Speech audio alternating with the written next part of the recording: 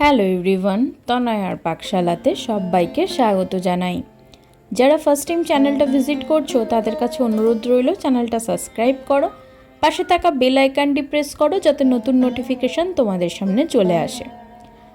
আম সত্যিই আমাদের জাতীয় ফল, একে কিছুতেই অন্যরকম করা যেতেই পারে না। এর এত অসাধারণ স্বাদ যেটা সত্যিই অন্য কোনো ফলে আশা করা যায়ই না। এর স্বাদটা কিন্তু সত্যি আমরা মনে হয় গরম কখন আসবে আর এই স্বাদ আমরা উপভোগ করব। আর এই আম দিয়ে ভিন্ন রকমের রেসিপি কিন্তু তৈরি করা যেতেই পারে। তাই আজকের রেসিপি পাকা আমের ফিরনি। এর জন্য দেখো এখানে নিয়েছি কিছু পাকা আম, যেটা এখানে আমাদের হিমসাগর নিয়েছি। এবার এখানে 1 মুঠ মতন মেপে নিয়েছি গোবিন্দভোগ চাল। তোমরা হয়তো ভাবতে পারো যে ফিরনি বানাতে গেলে গোবিন্দভোগ চাল তো লাগে না, লাগে তো দেরাদুন চাল। একবার গোবিন্দভোগ চাল দিয়ে বানিয়ে দেখো, ভীষণ ভালো হয় খেতে। একটু ভালো করে ধুয়ে নিয়েছিলাম, এবার দেখো সেই জলটা ফেলে দেওয়া হয়েছে। এবার এটাকে কিন্তু একটা প্লেটের মধ্যে আমাদেরকে ছড়িয়ে শুকনো করিয়ে নিতে হবে। গোবিন্দভোগ চালের যে সেন্ট সেটা কিন্তু ভীষণ ভালো যায় এই ফিরনিতে। আমের সাথে গোবিন্দভোগ চালের এই কম্বিনেশনটা দুর্দান্ত লাগে।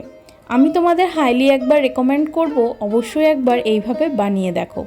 দেখো চাল আমাদের খুব সুন্দর শুকনো ঝুরঝুরে হয়ে গিয়েছে, যেটাকে মা মিক্সার জারে সম্পূর্ণটা ঢেলে দেবে। দিয়ে কিন্তু এটাকে একটু ভালো করে গুঁড়ো করে নিতে হবে। এবার এখানে দেখো সম্পূর্ণটা দিয়ে দেওয়া হলো। এবার এটাকে একটা স্মুথ পেস্ট বা গুঁড়ো যেটাই বলো সুন্দর করে নেওয়া হয়েছে। সেম প্রসেসে কিন্তু আমরা চিনিটাকেও গুঁড়ো করে রেখে দিয়েছি আলাদা করে। তোমাদের চলো একবার হাত দিয়ে দেখিয়ে দিই। এবার দেখো এখানে নিয়েছিলাম সেই হিমসাগর আম, যেগুলোকে এইভাবে কেটে নিয়েছি। এখানে আমরা 3টে আম ব্যবহার করছি। এগুলোকে ছুরি দিয়ে একটু ডিজাইন করে, বলতে পারো একটু মজা করেই এইভাবে কাটলাম। দেখতে কিন্তু বেশ ভালো লাগে, কি সুন্দর লাগছে দেখো। যাই হোক, মধ্যা কথা, এখান থেকে আমরা আমটাকে নেব এবং এটাকে আমরা চামচের সাহায্যে খুব সুন্দর করে আলতো হাতে কিছুটা আম এইভাবে রাখবো, 2-3 পিস মতন, যেটা আমাদের গার্নিশিংয়ের জন্য লাগবে। সমস্ত আমের কাঁধটা কিন্তু আমরা একটা মিক্সার জারে রেখে দেবো। চলো এইভাবে দেখো মা সম্পূর্ণটা কিন্তু এইভাবে মিক্সার জারে দিয়ে দিল।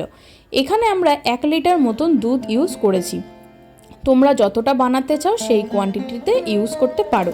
দুধটাকে বেশ অনেকক্ষণ ধরেই জাল করে নিয়েছি, আর এদিকে আম কিন্তু আমাদের খুব সুন্দর একটা পেস্ট তৈরি করে রেখেছি।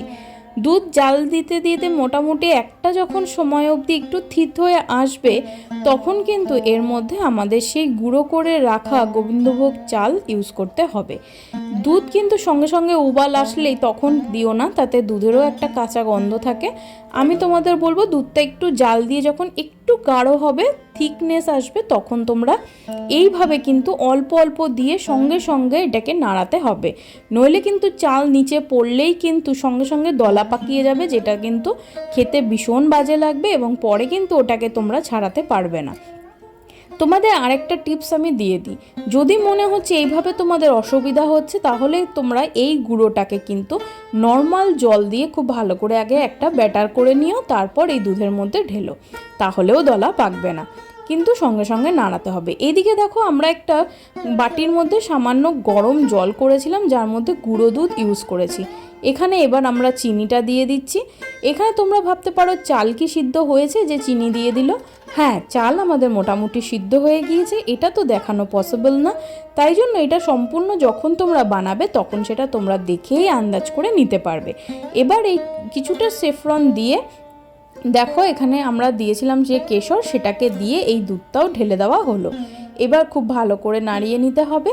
ততক্ষণে দেখো এখানে আমটাকে মা খুব সুন্দর করে কিন্তু এটাকে কাঁধটাকে বের করছে, কারণ এর মধ্যে কিছু আঁশ যদি থেকে থাকে আমের, সেইটা তাহলে আর দুধেও পড়বে না আর মুখে পড়লে বাজেও লাগবে না। এবার দেখো এই আমের যে কাঁধটা সেটা সম্পূর্ণ এইভাবে দিতে হবে আর মিডিয়াম আঁচে রেখে কন্টিনিউ নাড়াতে হবে। এর যে ন্যাচারাল কালারটা অসাধারণ লাগে। আমের মিষ্টতাটা তো আছেই, কিন্তু আরেকটু মিষ্টি মিষ্টি খেতে এটা বেশ ভালো লাগে। কালারটা দেখো, জাস্ট অসাধারণ ভালো লাগছে না দেখতে? সত্যি প্রকৃতির এই রঙের কাছে, সমস্ত জিনিসের কাছে আমরা সত্যিই হার মানি। দিলাম সামান্য একটু এলাচের গুঁড়ো। এখানে তোমরা চাইলে কিন্তু ড্রাই ফ্রুট যেটা আমরা সেটাও দিতে পারো, কাজু কিশমিশ সেগুলো তোমরা ইউজ করতে পারো। দেখো আমাদের এই ফিরনি একদম থকথকে হয়ে গিয়েছে, আর একজন বসে রয়েছে ভাবছে যদি একটুখানি তাকেও দেওয়া যেতে পারে। বলাতে আবার লেজটাও নাড়ালো। হ্যাঁ হ্যাঁ, একদমই তাই।